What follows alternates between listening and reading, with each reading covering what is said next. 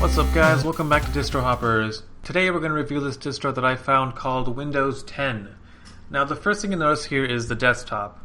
It looks like Windows uses a modified version of the Cinnamon desktop environment, similar to what you see in distros like Linux Mint. So it looks pretty clean, but I notice it's lacking in customization features. So the one thing we all love about Linux is the terminal, right? But the terminal on this distro is a little odd. Now, this terminal doesn't look like Bash or Fish or anything that you'd usually expect. This one is entirely different. I can't even use basic commands like ls or pwd, although it seems like cd seems to work fine.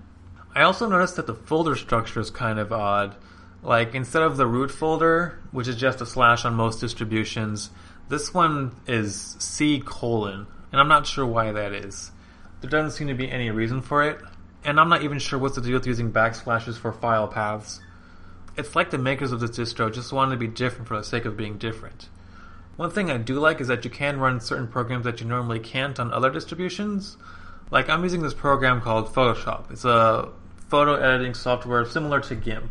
But I'd say it might even be better, I don't know. The biggest downside I have with this distribution, though, is how bloated it is. It just comes with a crap ton of programs that you'll never use, and you're just kind of forced to have it. It also takes up way too much memory to run, which is just unnecessary, I feel. So Windows 10 does have its own centralized package manager, although it's severely lacking in anything good. So you're kind of just forced to look for programs on your own, on the internet by yourself, which I feel could be a security concern. And they package the OS with this awful browser called Edge. Like, it's one of the worst browsers I've ever used. This distro is constantly trying to get you to spend more money on basic stuff like a word processor. It's just dirty. I also get the weird feeling that I'm being watched and my private information is being sold to companies. I'm not sure if anyone else feels that way. Anyway, to sum it up, it's a decent distro, although I personally wouldn't use it over stuff like Arch or Manjaro.